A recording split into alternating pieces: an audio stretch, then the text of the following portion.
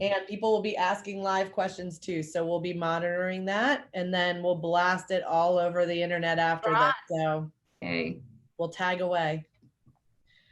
Sound good? We're on, Liz. All right, so it looks like we're live. Welcome everybody to the Leadership Equation. We are on episode number 21.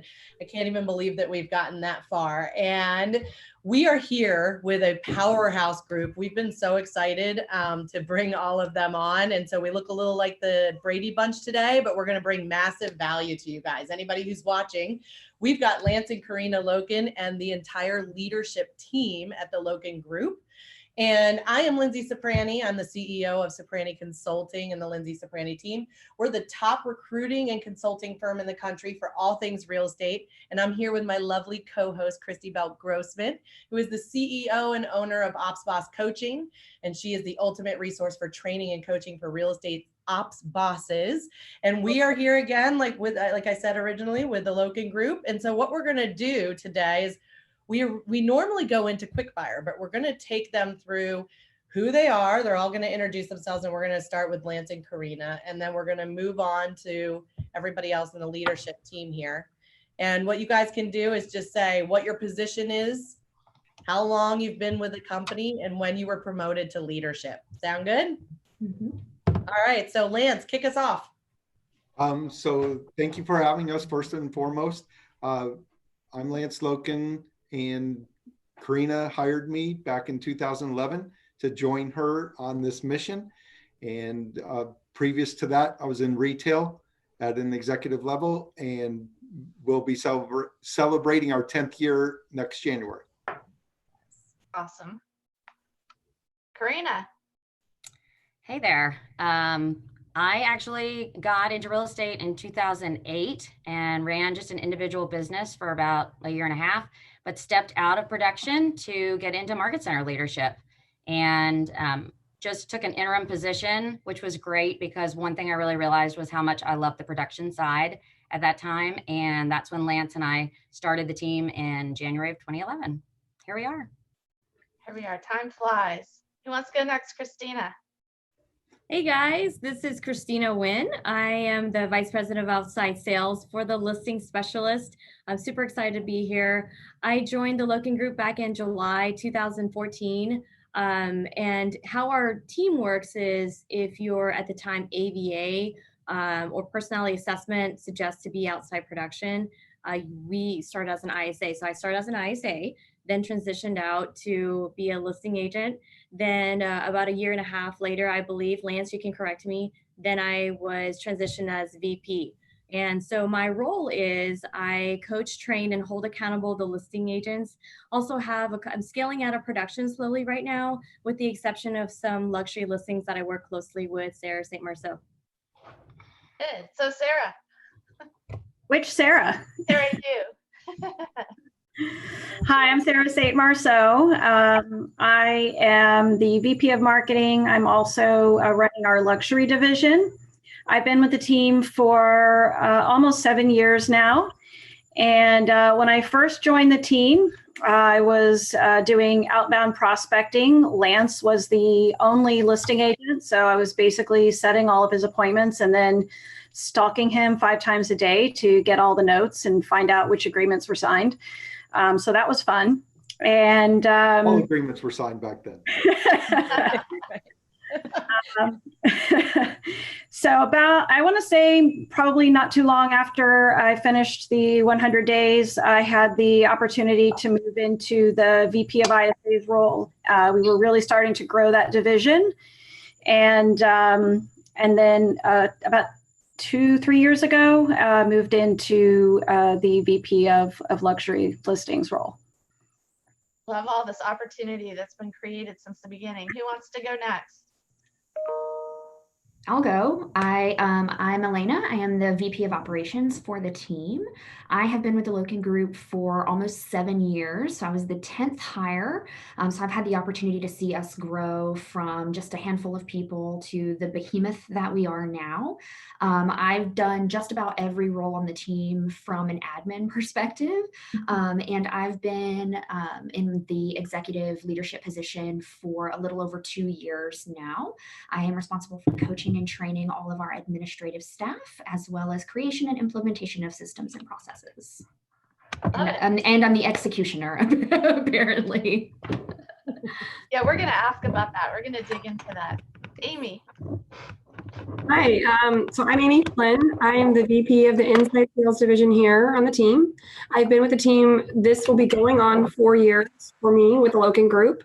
And I actually was hired into leadership. I was hired as a backfill for Sarah St. Marceau from the VP of Inside Sales position.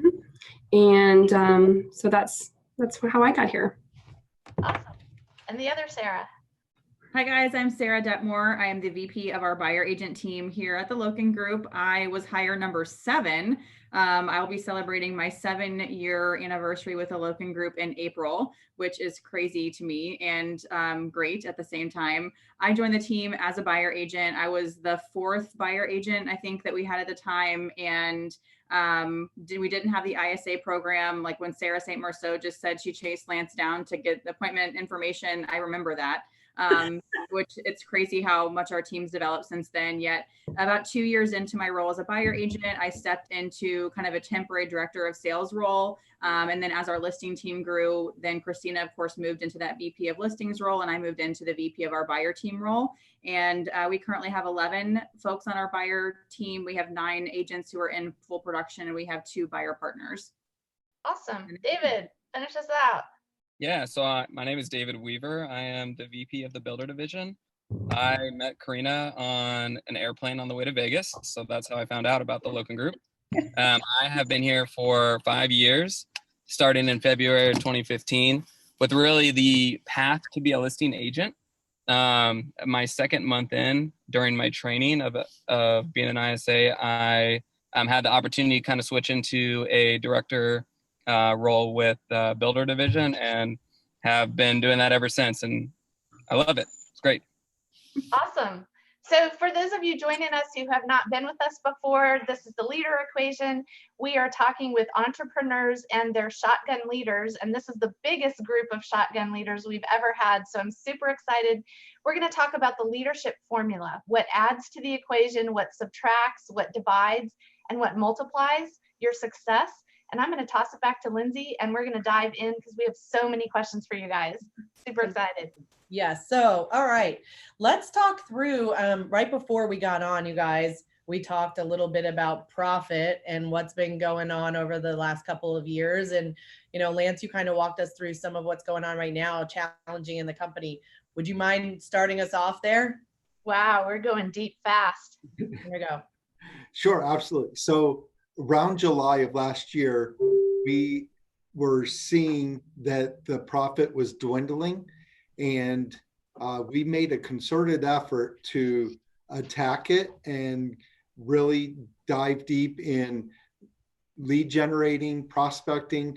We had gotten to the point where we were in a space of waiting for leads to come to us instead of going after the leads. We do a lot of radio and television advertising.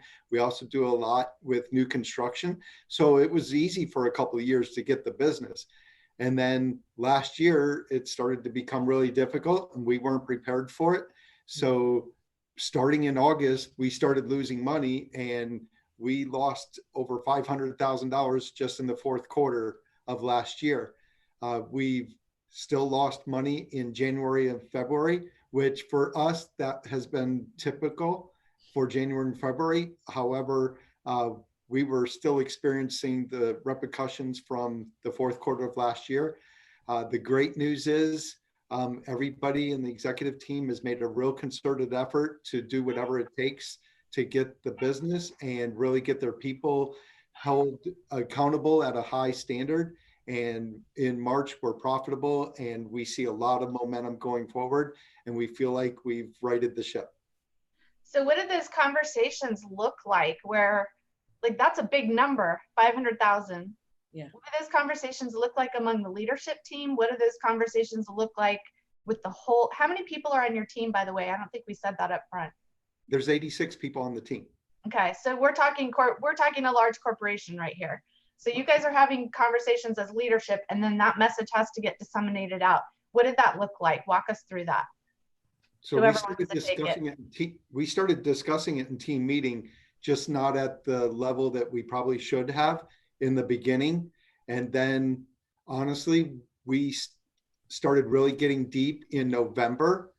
And the really cool response was that the entire organization came back and said, you need to tell us this kind of stuff very early on so we can make changes then instead of hiding it. Honestly, we were trying to protect our team from having to go through that turmoil, because literally this entire exec team was bunkered down in a mode of doing whatever it could to help us get out of the rut that we were in.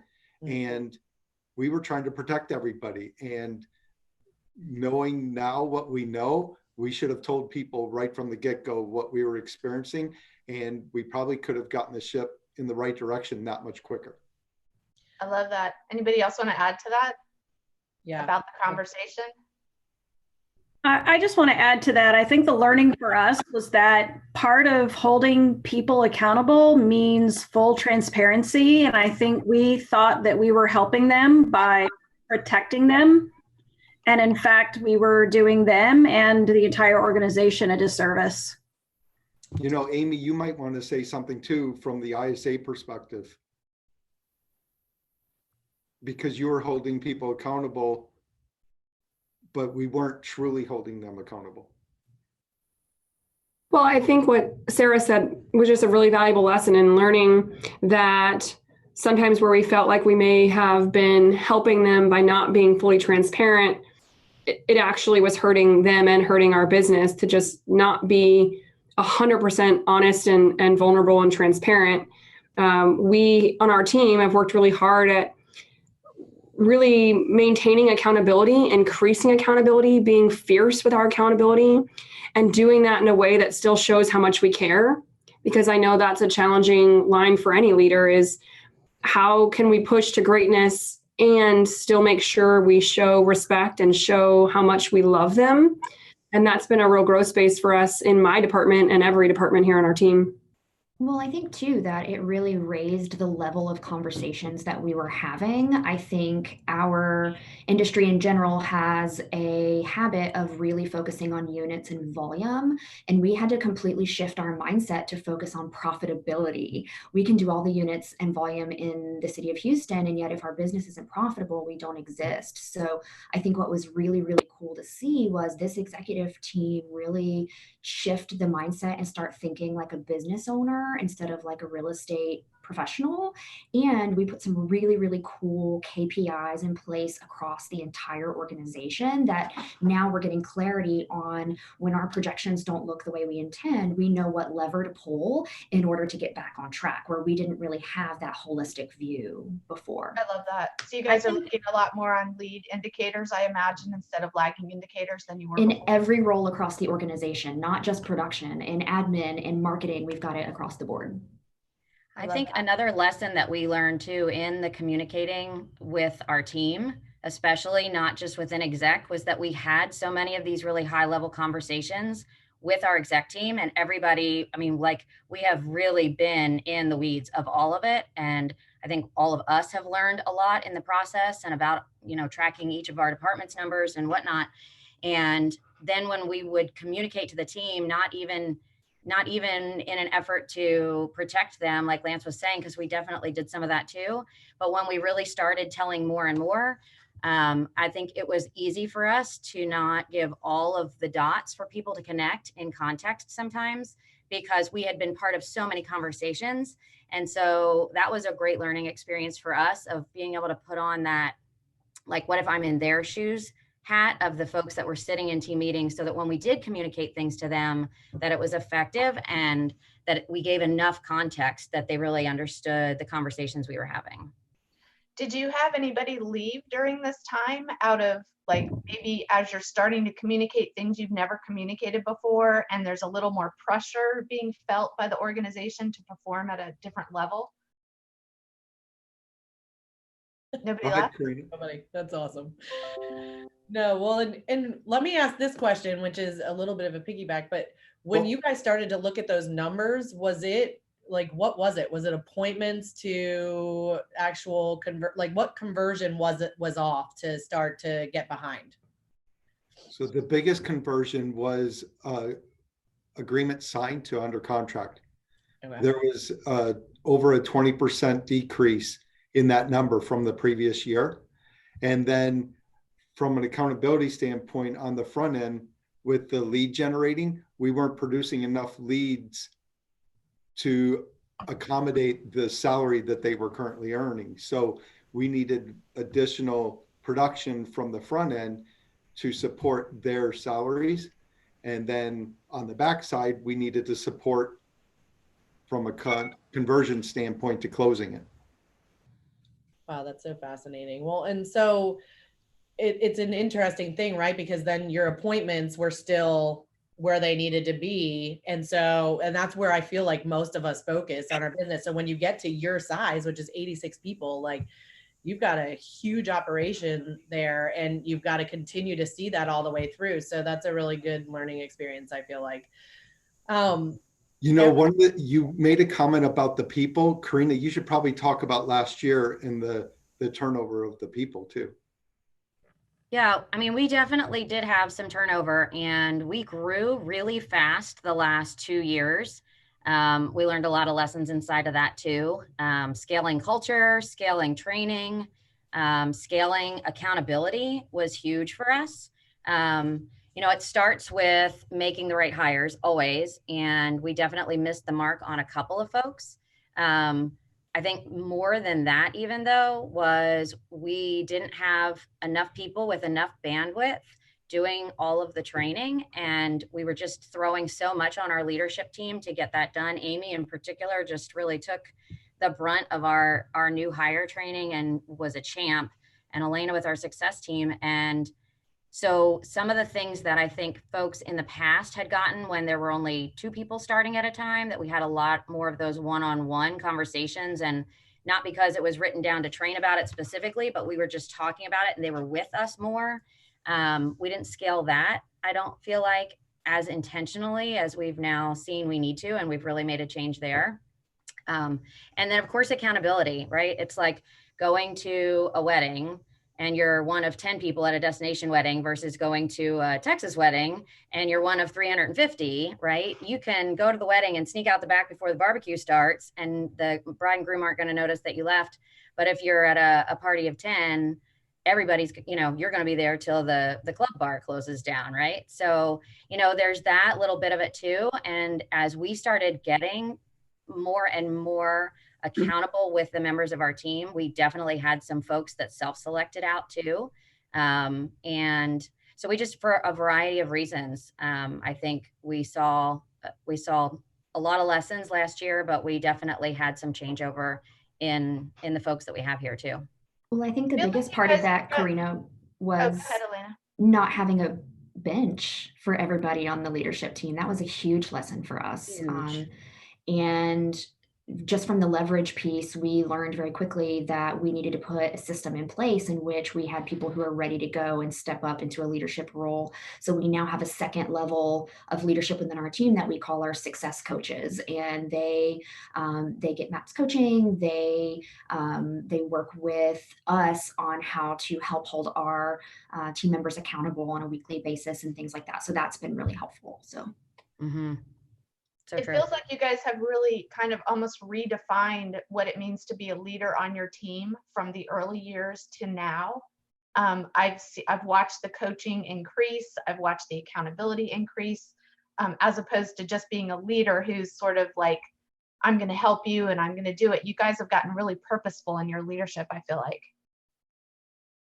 Right. And we've had to take the role on, we chose to, doing whatever it takes. And I'm going to echo with what Elena said earlier, that when we decided to share with our team members during team meeting that we're not profitable, we're not hitting our numbers at this point, the first thing was we're not going to go on our reward trip where Lance and Karina take us and our spouses with us to celebrate in another city or country together. That was the first wave. And what we got out of that as a discovery was, even Sarah St. Marceau, on your marketing team, you had someone on your team that realized and raised their hand and said, what can I do to help? How can I help? Right? When you have the right people in your organization, when they're in alignment with your values, with your vision, with your mission, that they're going to be all in as well. And they're going to raise their hand and say, well, how can I help? How can I make the marketing ads more effective so that we're not spending as much money? Because then Lance and Karina also broke down how much money we're spending marketing, operations, and just getting that awareness and clarity. And so it just really, really helped empower even our team members to elevate themselves in a way where they wanted to chip in and say, for example, the listing agents thinking we don't really need to use our listing booklet anymore. We can send them sellers a digital one and save money with the printing costs from there. And so it's just been really nice to see that transformation all throughout the departments and all throughout our team, just being all in. Well, and to add to that, Christina, coming out of our learnings, we now have a monthly town hall where we're basically opening it up to the entire organization, talking about the numbers, talking about where we are from a production and profitability standpoint, and opening up the room to whatever questions they want to ask about the business. So if I'm listening right now, how did you create that environment? And a lot of people that are listening don't have 86 people on their team. It may be a team of 5 or a team of 10. How do you as leaders create that environment where people are empowered to ask the hard questions? Humility. Karina and Lance do a phenomenal job during team meeting and sharing. And it's really hard. It's like, we can even tell when you guys were about to share the announcement that we're losing money, we're not going to go on a trip, that it was as if you guys had a huge rock in your throat. And then the waterworks happened, and sorry, Lance, didn't mean to call you out there. And it's just to see the authenticity of their leadership and the humility. It just got everybody taken back to a place where we're like, holy crap, yeah, we want to help. They care so much about us. Our leadership cares so much about us. We want to do whatever it takes to help. I think the other thing too is constantly reminding people that you want the feedback, that you welcome the feedback, that you care about what they're thinking, and then taking the feedback and showing that you mean that.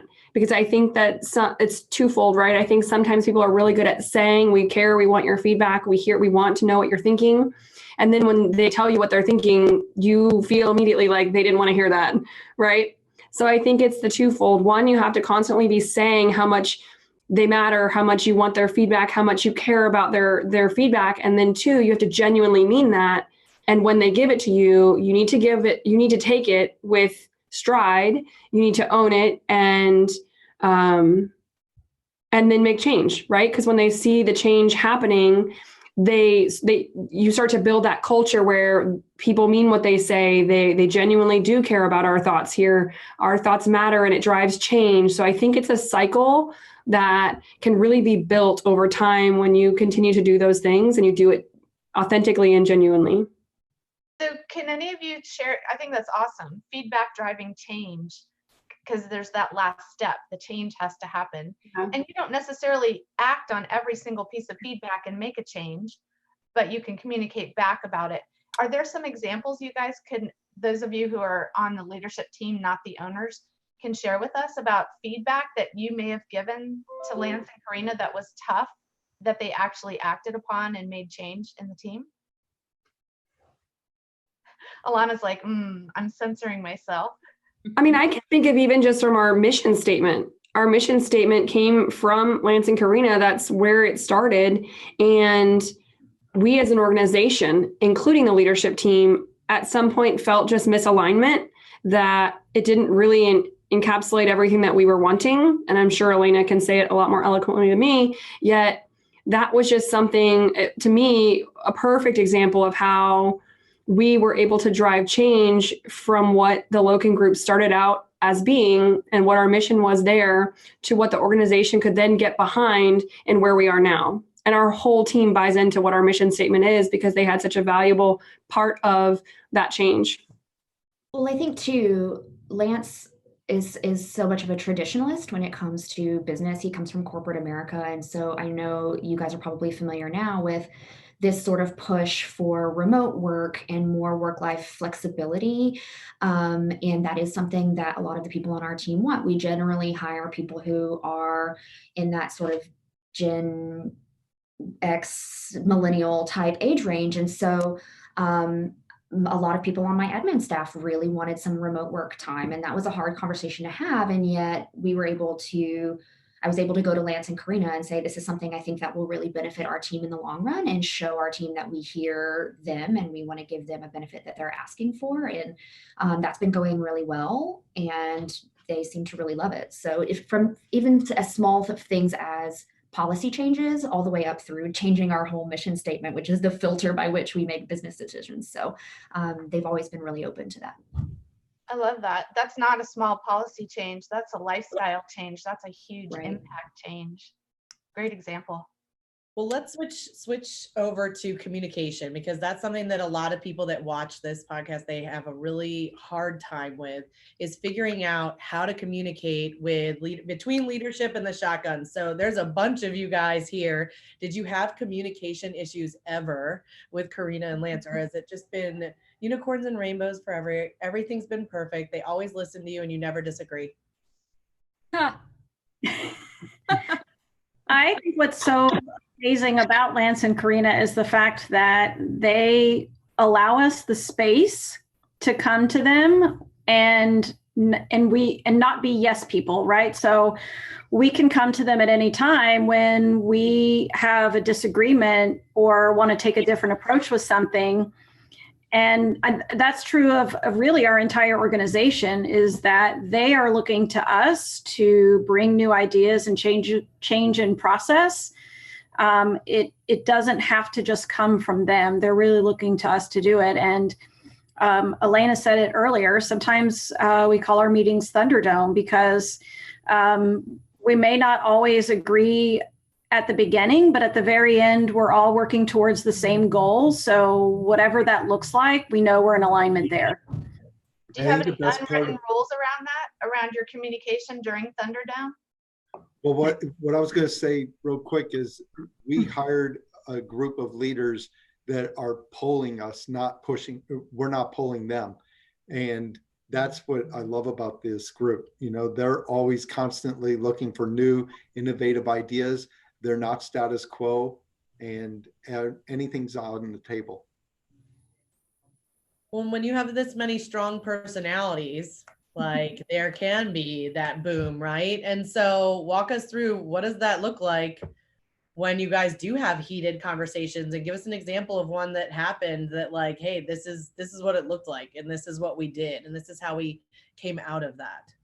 So I'm not going to offer up the example. However, back to the conflict conversations, we as a team read Patrick Lencioni's 5 Dysfunctions of a Team maybe 2 years ago. And the first dysfunction is absence of trust. And the second is fear of conflict. And so I think just as a group of leaders and a team in general, we trust each other. And no matter what the ultimate decision is, it's something that's based on trust, and we trust that we're all going to steer the ship in the right direction. And we aren't afraid of conflict. And we talked earlier before the call started that we do have a lot of high D personality on this team, and that's okay. And we're not afraid to push back when we may not agree on something. And we've created this environment where, yeah, we do leave our Tuesday executive meetings sometimes going like, "Woo, that was a big one," like whatever. But we have to have these conflicting conversations in order to move the business in the right direction. Because if we all just sat there and agreed with everything Lance and Karina said,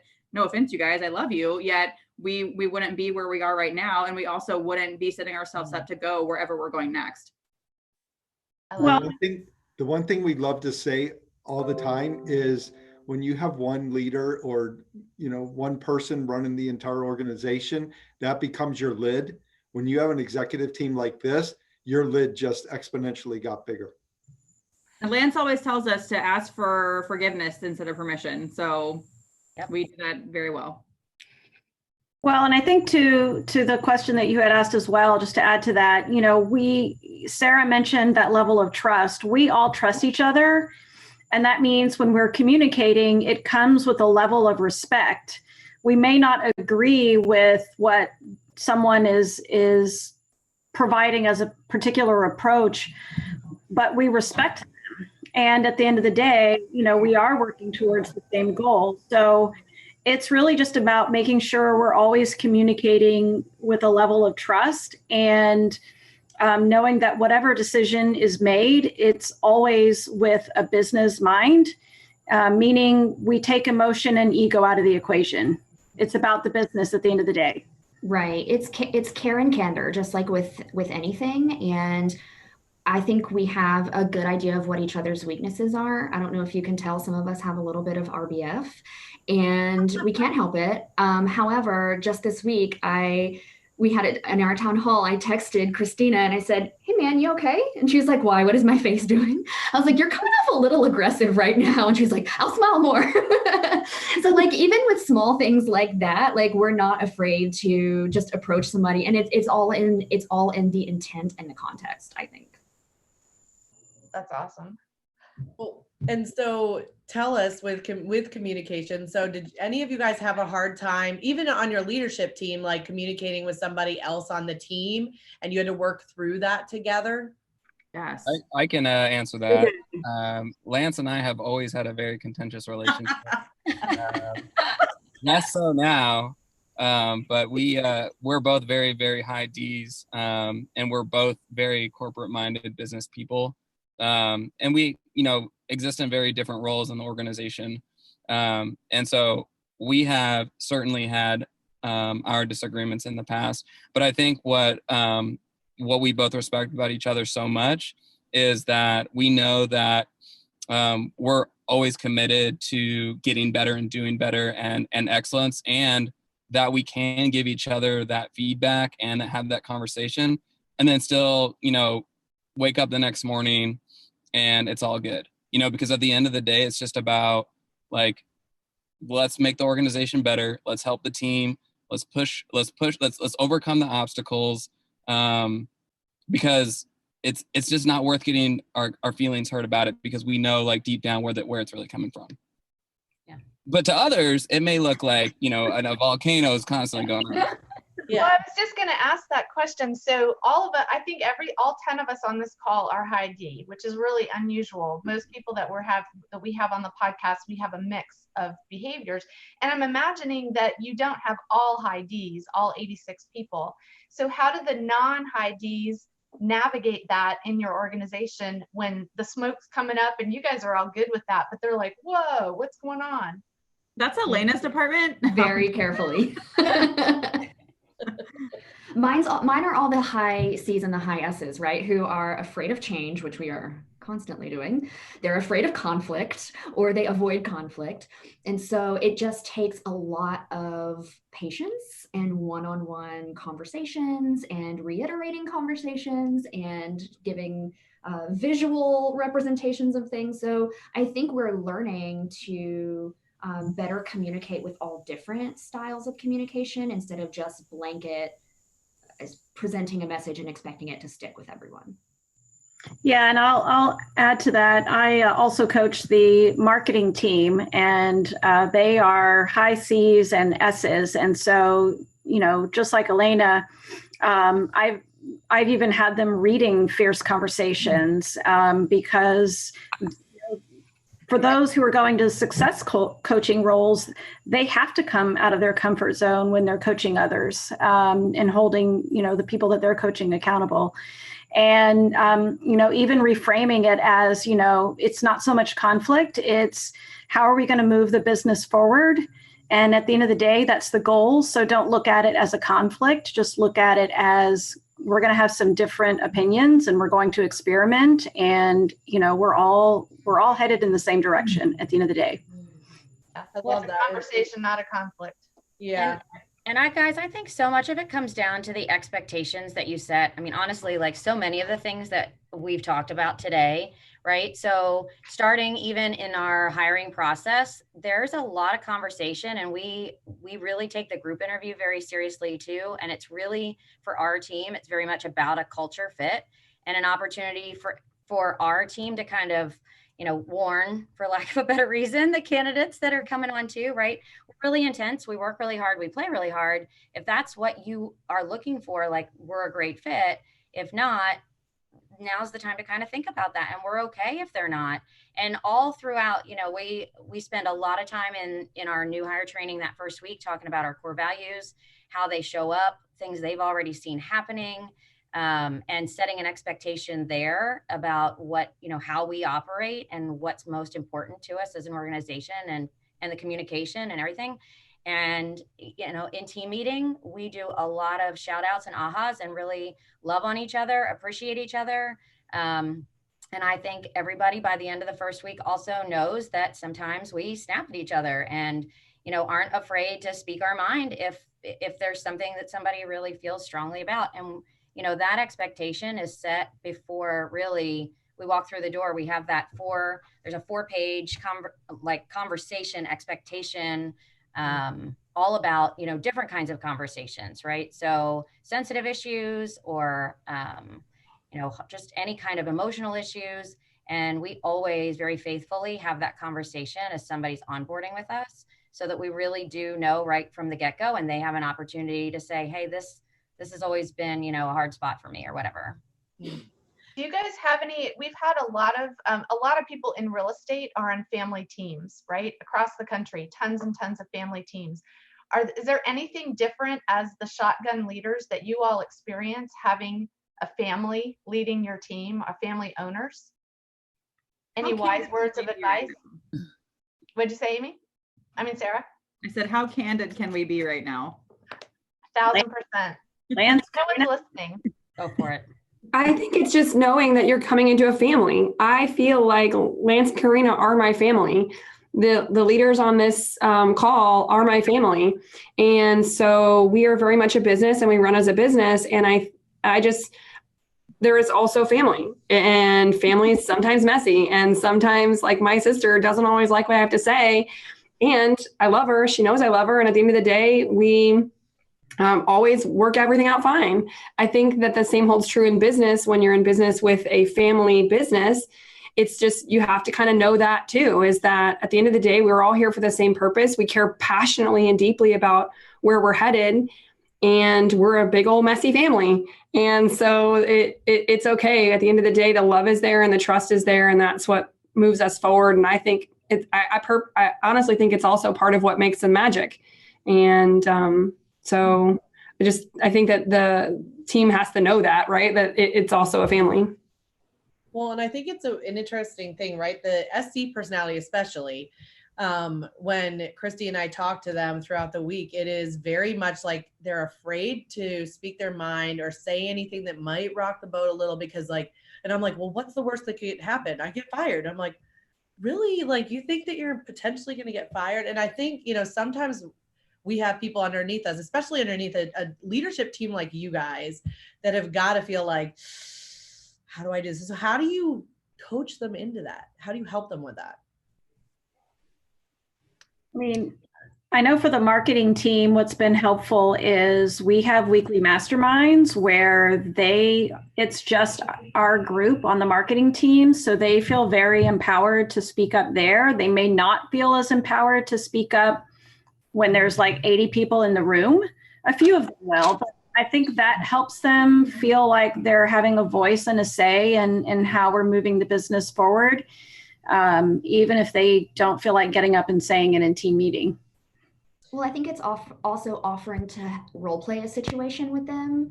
I do that sometimes in coaching when there's an individual conflict. A lot of our admin work one-on-one with another agent. So if one of my listing partners is struggling with a particular area of her relationship with her listing agent, sometimes we'll role play how they're going to have one of those fierce conversations, and I'll walk her through it. And that, I think, helps a lot, especially for those high season S's.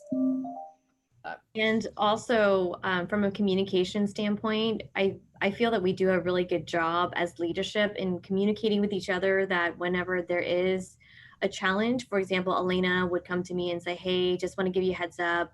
This listing partner feels this way because the listing agent did this. And so it's a coaching opportunity for both Elena and I to help coach that awareness so that we can help them change the behavior and also empower them so that they can take charge of really bonding, strengthening that partnership within each other. Let me ask this. So just as a follow-up there, you guys do such a good job with, retention and hiring and all things recruiting. Have you brought the victim personality into the organization, and how quickly are they out? Or have you done a really good job of not bringing that in? I don't know about victim. There's the answer. I can talk to you. I think that we do a very good job of holding true to our values and hiring people who are in line with who we are. And so by and large, I think the answer to that would be no, which is why we were all sort of silent. However, I do think that also there are some times where we miss the mark, or you can only get to know someone so much through an interview process. And so while everything they may have said or may have done sounded perfect and sounded in alignment and felt in alignment and their history showed alignment, there's been times where sure, we've gotten in business and through our time, we recognize like, uh-oh, there's some things showing up that like not what I thought they were, or it comes out a little bit of that victim mentality. And maybe are they not taking full ownership of what they do and holding themselves accountable? We do our best. In my opinion, we first look to ourselves, because I think rule one in great leadership is, what are we missing? What did we do wrong? What could we have not taught or set expectations around? Like Karina said earlier, just is there something that maybe we missed the mark on? Have we done a poor job of training? Did we not give resources? So we're going to go through all of that first and really work to coach one-on-one to that behavior and that person to see if we can make it a win before we would go out of business with someone. I believe that we exhaust those options to make sure that we feel really good. I mean, at the end of the day, we follow the hiring process CV so closely, and we do take so long to get to know somebody. We know there's a reason they're here. And so we don't just jump to ship quickly. And there's been some where we just miss the mark. However, by and large, what we've seen is more than anything, maybe it was a slight training gap. Maybe there was some knowledge piece they were missing. Maybe they hadn't had awareness yet in that, and we were able to coach them out of it. So I believe it's kind of doing that analysis, that check first, and see what are we missing to make sure that that's really what's showing up. And it's not just that there's more work to be done together. Or that they're in the wrong seat on the bus. We've made that reevaluation sometimes too. Well, and I think a lesson that we learned really early on before all of these guys were subject to our very high Ds between Lance and I. Lance is 100% D and I'm 99. So like there's not a whole lot of room in there for not having a lot of passion, shall we say, behind anything that's going on in the business. And early on, we were in each other's lanes 100%. And at the very end of our first year, we had a MAPS coach that encouraged us to do a book called Strengths Finder. And it's a little assessment tool that's very different from all the other things that we have ever used on behavior or personality. But it's just like your natural God-given strengths, and the companies that they've studied, like Elaine was just saying, putting people in the right seat, companies where they've restructured not on past experience or training or anything, but really on those natural strengths, have like on a dime turned production and just catapulted into thriving space. And their production's gone through the roof. And so our MAPS coach had Lance and I do that. And we recognized that we were doing almost exactly the opposite things that we should have been doing in our natural strength zones, and like flip-flopped, right? All of our day-to-day stuff. And we went from not being able to have one nice word with each other pretty much the whole first year. I mean, it was just as bad as you can imagine, then 10x that, to like on a dime, our fighting stopped. And our kids, even for quite a few years, literally remembered like the day mom and dad stopped fighting. It was really interesting. And it was so much about getting in our right strength space, but also being really clear about what the responsibilities were. And I think it doesn't matter what relationship you're in, whether it's professionally or whether it's, in a friendship, or if it is, obviously something like this where he and I are in the same company together. For all of us in this group, without real clarity around who owns what responsibilities and what decisions, and just really truly knowing what your lanes are, that clarity really helps everybody communicate better and get more done faster. What advice, Lance and Karina, would you guys have for people that are listening, that are in the early stages of growing their business, and the entrepreneur is the solo owner, the solo leader with their first kind of developing leader? Like and you're still in production, you're still in everything, and yet you need to transition from salesperson to business owner to leader. What advice would you have in that area?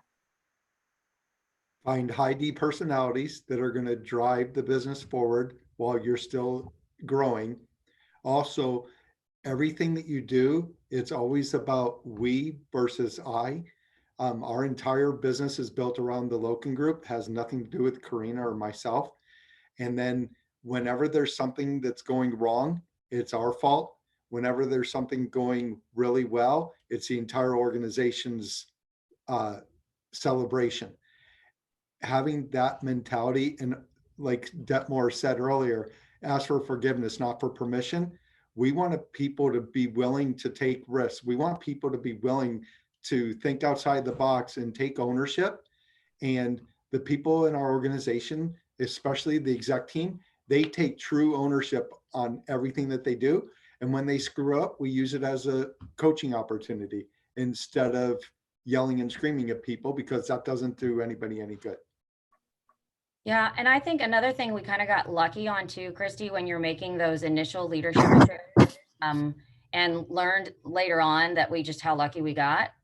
We use a hiring assessment tool that actually, one of the things that it prompts you to really dig into is if the people that you're bringing on are really amazing or prefer to start things from scratch and create the framework and see it to fruition, or if they would prefer to take something that already has an existing framework and tweak it and just constantly think better, different, better, different.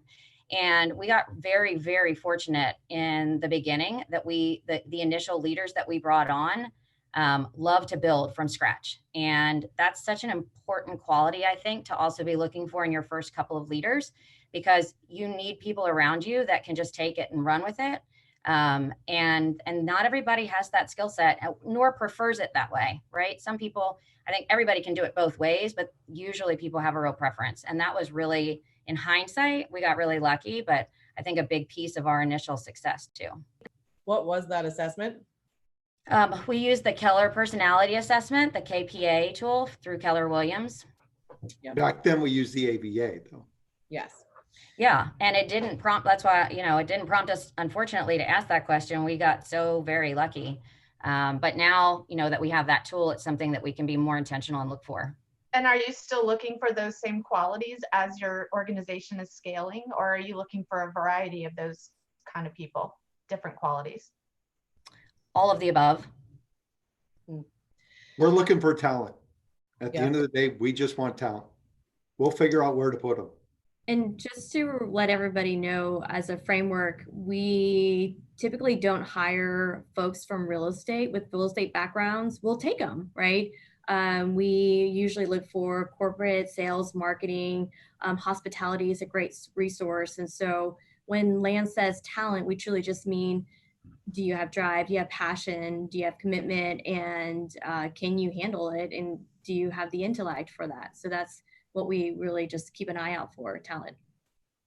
Yeah, because there's a lot of people that, especially when you start to get, even less than how many you guys have, but there are a lot of people that are like, I just need the cogs, because they feel like I need these people to do the things so that the leaders can stay leaders. How do you feel about that? Well, we hire for where our business is going to be in 6 months, not where our business is right now. We never want to find ourselves in a situation in which we are hiring out of desperation. So I think if you're thinking from that business mindset and you're planning your business in advance. I think we have an org chart to like 2036 or something crazy at this point. And so you have to know the direction you're going before the plane can take off, right? So then you're much less likely to find yourself in that situation in which you're just hiring the cogs. You actually are lead generating for talent the same way you would lead generate for business. Yeah, and I don't know who said this quote, but it's leaders don't create followers, they create other leaders. So, you know, our goal has always been, how can we develop other leaders on the team? Because our business will grow to the extent that we grow other people on the team. If we just have cogs, like Elena said, our business won't grow the way it should, and we certainly won't grow in the way in which I know Lance and Karina have a vision for us to as well. So how has that process evolved and scaled as you've grown? What did that process look like in the early years? How were you developing leaders, and how are you developing them now? Or maybe it's the same. I think there's more, I think there's more intentionality now. I mean, I hope everybody can tell that this gang that we have the privilege to get up and work with every day is smarter and better at most everything than Lance and I. And so we're really blessed that we've got that, right? So there was some intention in hiring people smarter than us. But from a systems and processes standpoint, you know, I think we would not be completely honest if we said we had it all together the first year. And, you know, it's been an evolution. We've gotten smarter and smarter over time. The tools, you know, we didn't really have hiring tools the first couple of years. Lance was like a superhero for hiring and had a lot of experience from his corporate days. And we relied heavily on that. And we got a lot better at hiring great leaders once we really had the tools in place to have a process to that. Sarah, what were you were going to say something too, or so. Oh, I was just going to say, one of the amazing things that Lance and Karina have done to help us be better leaders is we all have MAPS coaches. And Elena alluded to this as well. The success coaches that were growing as leaders on the team also are being coached by a MAPS coach. So they have invested heavily in our growth and other leaders coming up in the ranks growth through coaching. And I think that speaks volume for them as leaders and making sure that, you know, people on the team who want to grow into that role have the tools and resources to do so as well. How early on did you guys do that in the early years? I think it was pretty early, right? Put people into coaching. Yeah. Yeah, we've always had MAPS coaches. We started out with the MAPS coach in July of the first year. So 6 months into it, we had a MAPS coach ourselves. Yeah. And then as people went into executive leadership, we got MAPS coaches for them as well. And we have the same MAPS coach, so we have consistency across the board too. Well, and I can't tell you how many people don't feel like they should be investing in coaches especially for their operations team, which drives me nuts because, I mean, they're the ones that are driving the business, right? And it matters. I mean, would all of you guys say that having a coach and having somebody to push you? Yeah. Well, and one of the things I think, to your point, Lindsay, we come from a support standpoint. Like I was a CFO for several years. You see what the salespeople are doing. They're getting all the recognition, the notoriety. We were very purposeful from day one that our success team, and we call them the success team for that exact reason, they're the ones that make our business grow. And without them, we're nothing. Yes. Amen. Amen. Yep. So something that's super cool to me too is like, you can just tell that there's like, for me, there's like zero ego on this entire call. And there's a bunch of leaders sitting in front of me. So, and it feels like such little drama in your organization. And I mean, just what is that, you guys? Is that the culture that you're building? I know that you're doing a good job of onboarding people. What do you attribute that to? I think we're less focused on drama and getting involved in that, and more focused on how are we going to make this work and how are we going to grow. I think we all have a common goal, and that starts with the culture and kind of the people that trust one another and care about one another. And because of that, you know, it's a natural alignment, right? We're not focused on, you know, petty little things that, you know, so often get in the way of, you know, big corporations or even small teams, but rather on hey, there's a challenge. How are we going to come together and make this work for everybody?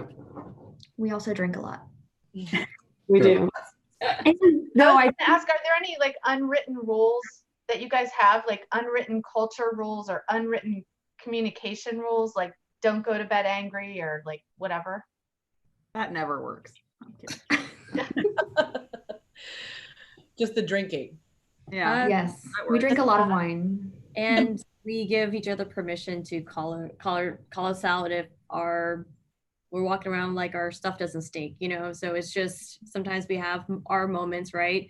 But really it starts with Lance and Karina. They're so humble, and like what David said, we just focus on getting stuff done and just don't have time for the drama. It's childish, it's high school. And I feel like you guys just have such a it's so all about coaching, right? And you guys are coaching your people underneath you. And so if you have that element of like, a coach is going to call you out on things. So I feel like if a lot of the leadership has a coach and they're really attempting towards growth in all areas, then, the team underneath you is going to be the same, right? Because you guys are actively coaching them.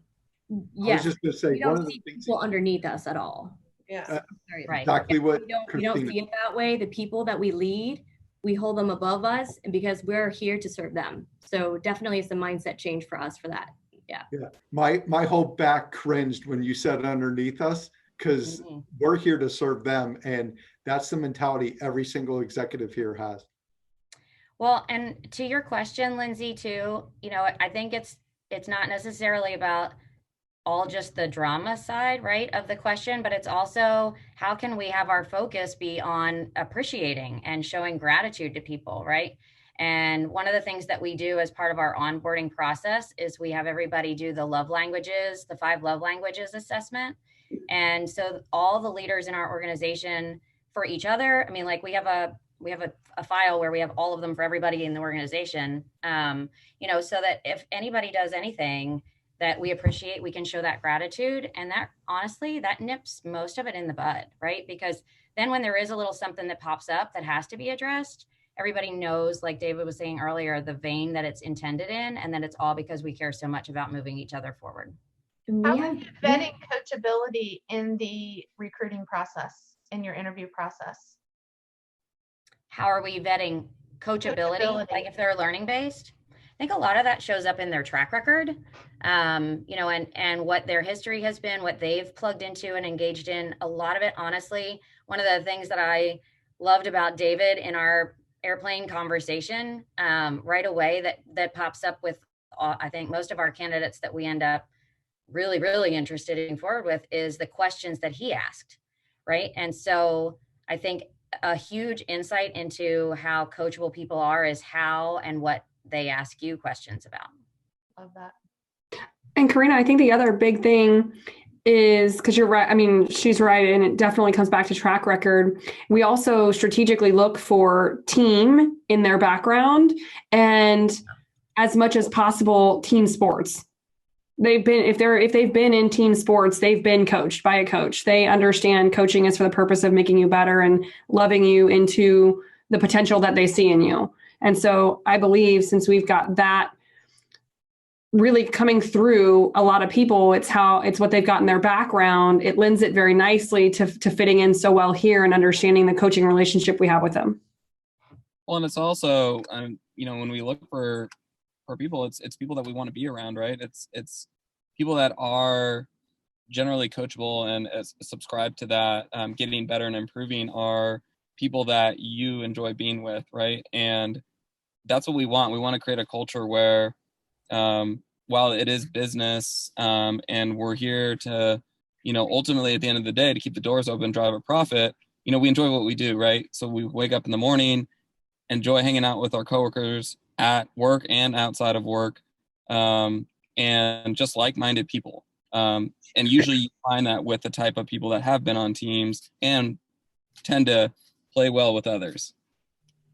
Well, and I think in coming out in the interview too, to what Amy was saying, if you're digging deep in the CV process and someone isn't transparent about any failing forward moments, it was all sunshine and roses and everything was perfect, that sends red flags for us as to how coachable they actually are. So many good things. Well, we're rounding towards 3 o'clock here, and I do want to make sure that everybody knows that this leadership team actually goes on the road here and there. And so I don't know which one wants to talk us through that, but I know you have 4 locations that you're going to be. And that was something that really, sitting down with your leadership team in Philadelphia and hearing each one of you speak and being able to ask you questions was like a huge moment for me in my business. And so I want to make sure other people know that that's a possibility. So who can tell us where you're going to be and when? No idea. Lance? Not sure of where, but one of the things that we did right from the get-go when we started getting asked to go speak was, instead of it being just myself or Karina or the both of us, we've always had the exec team going out and speaking, because we feel like it's much more of a value add to get people from every department talking instead of just listening to people from a 30,000 foot level. That doesn't accomplish anything. So we feel like this has added a lot more value. And how can people who are listening that want to be part of this team or connect with you guys, what's the best way to do that? Karina?